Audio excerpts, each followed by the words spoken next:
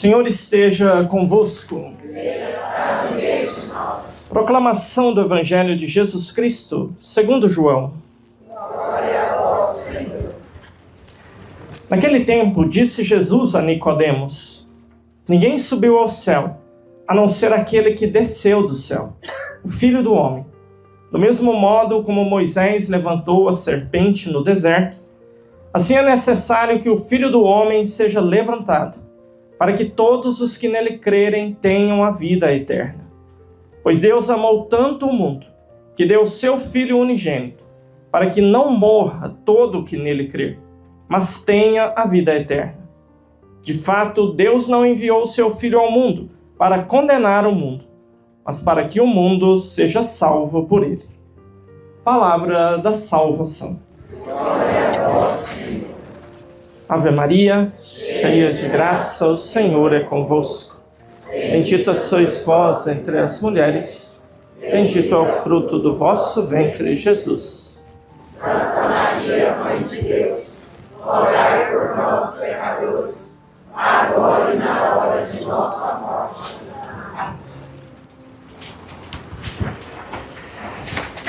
Amados irmãos e irmãs, semana passada, na missa dominical, nós ouvimos o Evangelho de Jesus Cristo, segundo Lucas, onde por 3 vezes Jesus insistia na nossa não possibilidade de sermos discípulos dele. Caso não nos desapegássemos das coisas, caso não nos desapegássemos de tudo, inclusive a nossa vida, e caso não fôssemos capazes de tomar a nossa cruz e seguir atrás dele num discipulado, né? O evangelho de hoje seria uma continuação daquele evangelho de São Lucas. Só que a providência hoje quis que a festa da exaltação da cruz caísse num domingo. Não é um dia santo de guarda, não é uma festa que a gente transfere para o domingo, mas sendo uma festa de Jesus, ela cai no domingo. Se o que está por trás é um domingo do tempo comum, então ela toma o lugar do tempo comum. Por isso que hoje, então, nós temos uma liturgia diferente. Você vê o padre de vermelho, mesmo estando no tempo comum, né? Então é uma festa que está sendo celebrada, da chamada exaltação da Santa Cruz. E é bastante providente, porque o evangelho da semana passada, então, nos faz uma proposta muito exigente. Esse negócio de pegar a cruz, seguir atrás de Jesus, sofrimentos, dificuldades, né? Então, talvez nós tenhamos o perigo de olhar para Jesus e talvez querer tratar Jesus como a gente trata as outras pessoas. E partir do pressuposto que as pessoas não são coerentes. As pessoas não necessariamente fazem aquilo que falam. Então, infelizmente, a gente atesta isso no nosso dia a dia de formas mais absurdas possíveis, né? E nós podemos olhar para Jesus e questionar: será? Ele está falando para a gente fazer, mas será se ele faz? Então o evangelho de hoje e a celebração de hoje nos mostra então que Jesus não é um incoerente. Jesus não é um hipócrita. Ele literalmente mata a cobra e mostra o pau. Ele não quer que nós trilhemos um caminho que antes ele não tenha trilhado. Ele não quer que nós nos comportemos dentro de uma determinada circunstância que antes ele não nos tenha mostrado, com o próprio exemplo dele, como fazer. Então, primeiro vamos pensar no nome da festa de hoje, né? Exaltação da Santa Cruz, né? Nós olhamos para a cruz e vemos na cruz um instrumento de suplício, um instrumento de derrota, né? A nossa fé não é essa. E o Evangelho de São João é o evangelho que mais se esforça por ajudar a gente a entender exatamente o contrário. O Evangelho de São João, nos seus 21 capítulos, e é bom a gente olhar para essa discrepância de temas, né? Nós temos do capítulo 1 até o capítulo 13 uma divisão. Então, até o último versículo do capítulo 12, São João está tratando um mesmo tema o tempo todo. Então, quando a gente estuda a Sagrada Escritura, estudamos o Evangelho de São João, a gente divide o Evangelho em 2 grupos. É um livro de cá e um livro de lá. É um livro até o capítulo 12 e depois outro livro do capítulo 13 até o capítulo 21. Do capítulo 1 até o capítulo 12, o que São João traz para nós? 7 sinais. 7 milagres de Jesus. Ele vai colocando ali um milagre atrás do outro. E depois de cada milagre, um longo discurso, né? Então esse é o chamado livro dos sinais. Os 7 sinais de Jesus, né? Depois, São João, no capítulo 13, começa um outro livro. É uma outra temática, muda tudo. Porque a partir do capítulo 13 começa o quê? A paixão. E a paixão, nós não estudamos essa parte do Evangelho de São João como o livro da dor, o livro da angústia, o livro da tragédia. A gente estuda essa parte como o chamado livro da glória. Porque São João ele vai deixando bem claro que aquele momento é o momento da glorificação de Jesus. É o momento da vitória de Jesus.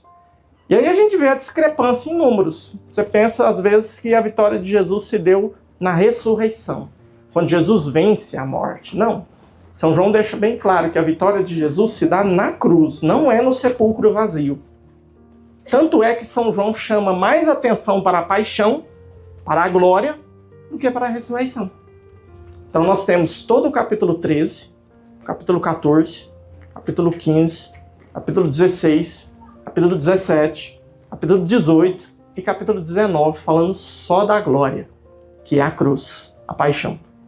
E depois nós vamos ter os míseros capítulos 20 e 21, falando da ressurreição. É o encontro com Madalena, o encontro com os apóstolos, a ausência de Tomé, a volta de Tomé e uma pescaria. Acabou o evangelho, não tem mais nada, né? Então São João está mandando uma mensagem muito clara com isso, quando ele separa esse longuíssimo texto, essa parte enorme do seu evangelho, para colocar diante da cruz, a paixão. Então aqui já está mandando uma mensagem, falando, nossa, a cruz é importante, a glorificação se deu na cruz. Mas aí, mais uma vez, a gente fica nesse questionamento, poxa, padre, mas será que é por aí mesmo? Se nós temos que pegar essa cruz, vamos carregar, tem que sofrer... Porque tem umas outras pregações um pouco mais saudáveis, um pouco mais macias. As pregações assim, na prosperidade, que a gente tá aqui nesse mundo aqui é para crescer, e Deus vai abençoar, e eu vou ter as coisas, e a graça vai chegar, e a bênção vai chegar, né? Mas onde que está a verdade, né? Qual que é o caminho verdadeiro, né? Agora aqui eu gostaria de chamar a atenção para vocês para uma experiência que tem coisas na vida que a teoria não consegue nos convencer. Não adianta. A gente pode tentar, a gente pode se esforçar, a gente precisa da teoria. E eu vou dar a teoria aqui hoje, pode ficar tranquilo. Mas eu preciso que você antes se convença de que a teoria por si só, principalmente quando a coisa é muito exigente, ela não nos convence. Ou a gente dá o passo da fé e faz a experiência, ou tem coisas que a gente nunca vai experimentar. Vou dar um exemplo aqui que talvez uma grande maioria das mulheres aqui já tenha presenciado, já tenha experimentado. As que não tiverem experimentado, não sei, espero que eu não esteja colocando aqui em jogo a perpetuação da humanidade. Mas, vamos lá. Mulher é um bicho vaidoso. Não foi à toa que Deus fez ela bem mais jeitosa do que nós, ó. É um bicho bonito, é um bicho simpático. Assim, é muito mais torneada do que nós. O homem parece que foi feito no machado. A mulher ela foi talhada ali, ó, nos detalhes, né? Então a mulher sabe disso. A mulher não é boba. Ela sabe e ela cuida. Ela se cuida, geralmente, salvo raríssimas exceções. E uma grande preocupação da mulher é o peso. Tanto é que um dos maiores mistérios da humanidade é quanto pesa uma mulher. Ninguém sabe. Ninguém sabe. Você sabe quanto pesa sua esposa? Duvido. E ai de ti se você ousar chutar. Aí eu acho que cala sua boca. Cala sua boca. Não fala nada. É melhor você morrer na ignorância. Certo? É melhor. Mas agora imagina uma mulher que recebe uma proposta. Olha, eu quero te proporcionar uma experiência onde você vai adquirir aí em torno de uns... Não sei, eu vou jogar uns números meio doidos aqui agora, tá? O pessoal que experimentou vê que é muito discrepante, tranquilo, é só para dar adrenalina, tá? Mas você vai, assim, adquirir em um intervalo de tempo muito curto de 15 a 20 quilos a mais do que você tem. Você vai experienciar uma deformação do seu corpo. Você vai começar a sentir angústia com coisas que antes você gostava. Você vai começar a vomitar com cheiro de muita coisa. Vomitar, assim, do neira. Você vai começar a querer comer uns trem esquisito, tipo gelo, tijolo, brita, e vai começar a ter umas atitudes assim bem doidas, vai começar a perder o juízo com muita facilidade. Você vai olhar para uma formiga e vai começar a chorar do nada, assim, e depois de um tempo que essa experiência chegar ao seu clímax, de repente alguém vai sair de você, para um lugar que você achava que não era para sair ninguém, e sai explodindo toda você. E alguém vai costurar você para que não fique tão explodido aquele espaço, né? E provavelmente você vai pegar uma infecção com os pontos depois, vai ter que tomar um antibióticozinho, coisa assim. E o nome disso é gravidez. Se você pensar na descrição que eu fiz, vamos ser honestos. Quem que empreita uma loucura dessa? Eu acho que se Deus não tivesse colocado o prazer mais absurdo que um ser humano pode experimentar no sexo, eu acho que a geração da humanidade tinha acabado com Adão e Eva. Nunca tinha vindo um catarrentinho, uma menininha, nunca. Porque tem que ser um trem muito doido para a pessoa se submeter a isso. Muito doido. Mas agora vamos à conclusão da história. Quem pariu um fio aqui, levanta a mão. Não interessa se foi pelo lugar natural ou se pela facada da cesárea. Eu não, gente, pelo amor de Deus, não parei ninguém. Eu parei uma fia, mas era uma pedra de rim. Então, beleza. Então, muita gente já pariu um menino aqui, né? Pergunta. Sabendo de tudo que você passou, se você pudesse voltar atrás, você gostaria de não ter tido esse filho? E todas queriam um filho morto, né? Tô brincando. Não, né? Então, a mãe, quando ela tem um filho nos braços, e ela experiencia ali o amor de ter um filho, é meu. Ela olha pro marido e fala, é nosso, mas no fundo ela sempre, é meu. A mãe, ela teve todo aquele sofrimento, toda aquela angústia. E não quer dizer que no próximo não vai ser do mesmo jeito, não. Vai ser triste do mesmo jeito, vai ser loucura do mesmo jeito. Mas a experiência ali da propriedade, da posse, né? E o amor que se desenvolve com aquela pessoa faz com que ela realmente veja sentido em tudo aquilo que foi vivido. Mas agora, quem não tem a experiência do filho nos braços, e para uma família que não tem filhos, às vezes tem algum impedimento, tem algum problema de saúde, alguma coisa, quanto é doído querer ter um filho e não poder. Mas para a família que tem, a mãe nunca abriria mão da trajetória que ela trilhou para chegar a esse momento de ter essa criança. Porque agora o ter a criança é o fato. Que não interessa qual a teoria que veio por trás disso. Não interessa a dor, não interessa a angústia, não interessa o desespero, não interessa o vômito, não interessa os tijolos que ela teve que lamber, não interessa. É meu filho, é minha filha. Então essa experiência justifica toda essa teoria. E eu acredito que a cruz não é diferente. A cruz, quando nós vamos tentando teorizar ela, nós não conseguimos ver sentido nisso. A gente olha para a história da salvação, a gente vê um Cristo que morreu por nós, a gente vê um Cristo que deu a vida por nós, e a gente fala, então para que de novo?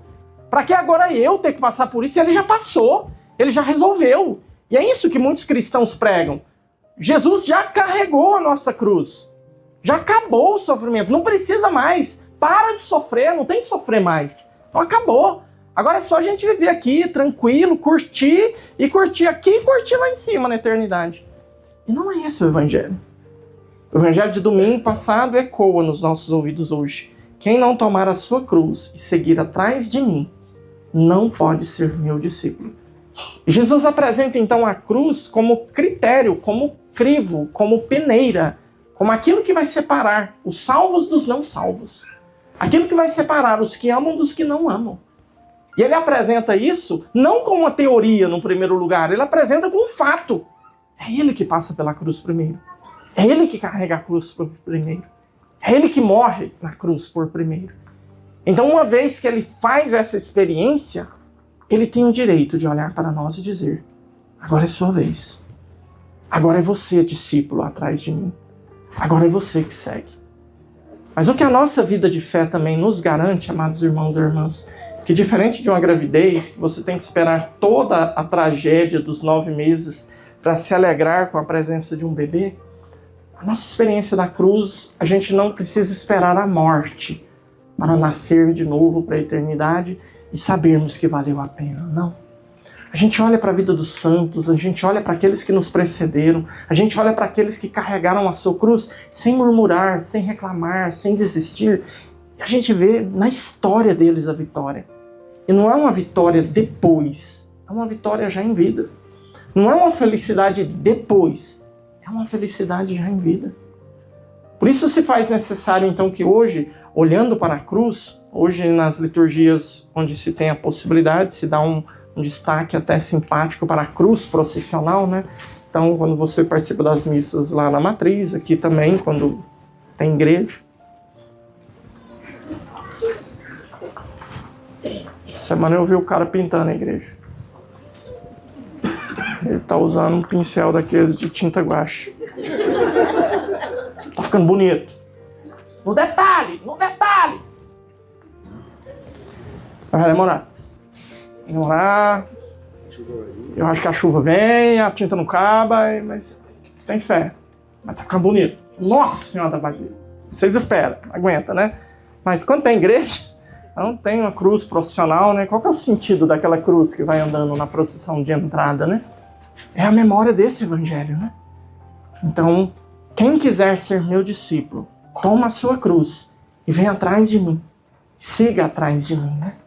Então nós corremos o risco de nos perder nessa teologiazinha de botequim, nessa ideia frouxa, nessa ideia esquisita de que realmente nós temos o direito, depois que Cristo morreu por nós, de vivermos aqui uma vida plenamente satisfatória, sem dores, sem dificuldades, sem sofrimento, gente, sem ilusão.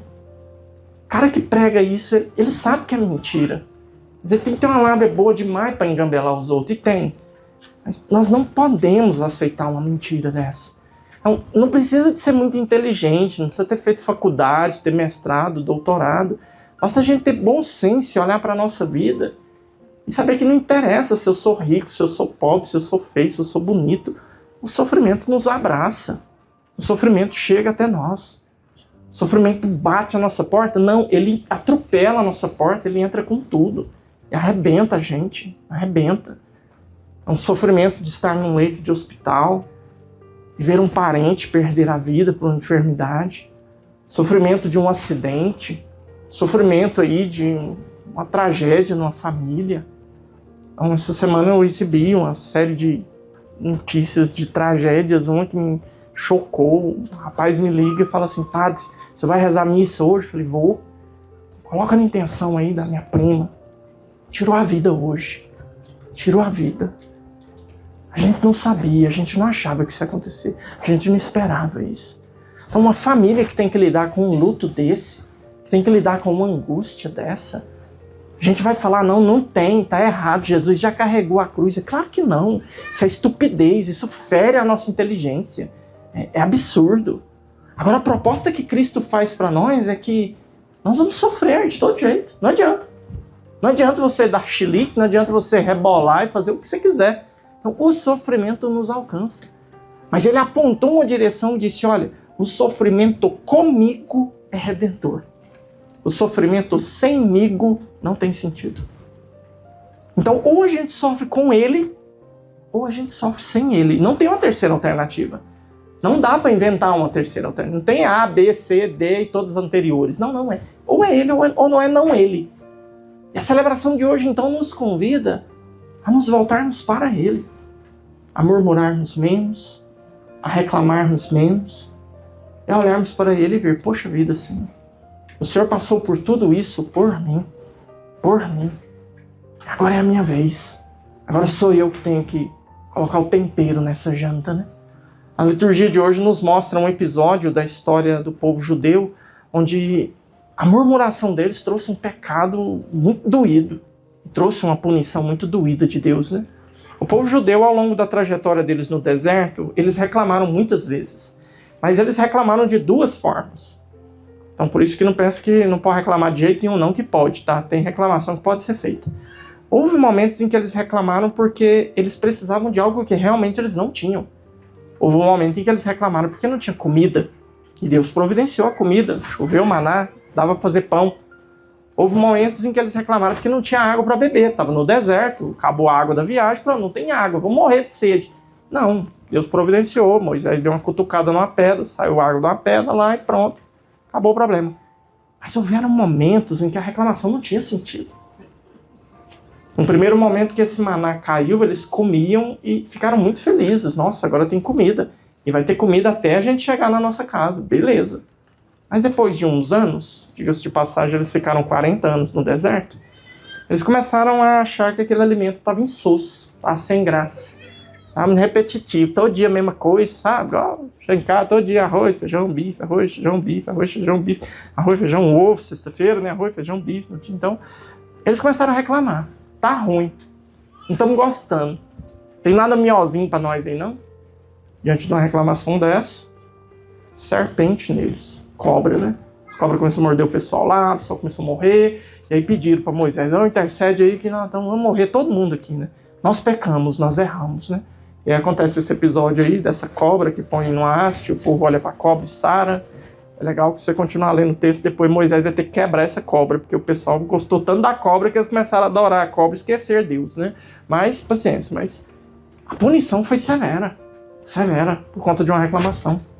E a nossa vida, infelizmente, muitas vezes, é isso de segunda a sexta, sábado, domingos, feriados bancários. E reclama que tá quente. Hoje tá reclamando, cadê o bombeiro? Meu amigo bombeiro, tá aqui o bombeiro. Ah lá dentro, o que para dar reclamando? O pai pôr fogo no mundo, né? Todo mundo respirar. Ai, meu Deus, hoje 6h30 da manhã eu tava rezando uma missa, o fôlego não vinha. Eu pregando, tem rinite, né? Esse povo leproso, assim, com as doenças respiratórias, que fumava. Eu tava vendo a hora. Caindo, então, assim, reclama, tá quente. Aí chove, ai, reclama, barro, ai, suja. Reclama, ai, tá frio. Reclama, ai. Então, assim, é gente, né? Todo dia. Reclama, né? Então a celebração de hoje é pra gente olhar para essa cruz de Jesus e ver que realmente, poxa, ele começou a jornada para mim. Ele fez a parte mais exigente. Agora cabe a mim me colocar atrás dele, no segmento dele, seguir a minha cruz. A cruz de cada um nós sabemos qual é, a nossa, né? Interessa do outro, interessa a minha. Eu sei das minhas lutas, eu sei das minhas dores, eu sei das minhas angústias. Eu sei daquilo que depende de mim resolver e eu sei daquilo que nem que eu quiser vai resolver. Mas eu sei da necessidade de eu me colocar nesse segmento de Jesus com essa cruz. E pedir a Ele essa graça, né? A graça de não desistir, a graça de não abandonar, a graça de não parar de segui-lo, né? Para que assim verdadeiramente um dia possamos concluir a nossa jornada aqui nessa terra, poder celebrar as núpcias do Cordeiro com Ele na eternidade. Louvado seja nosso Senhor Jesus Cristo.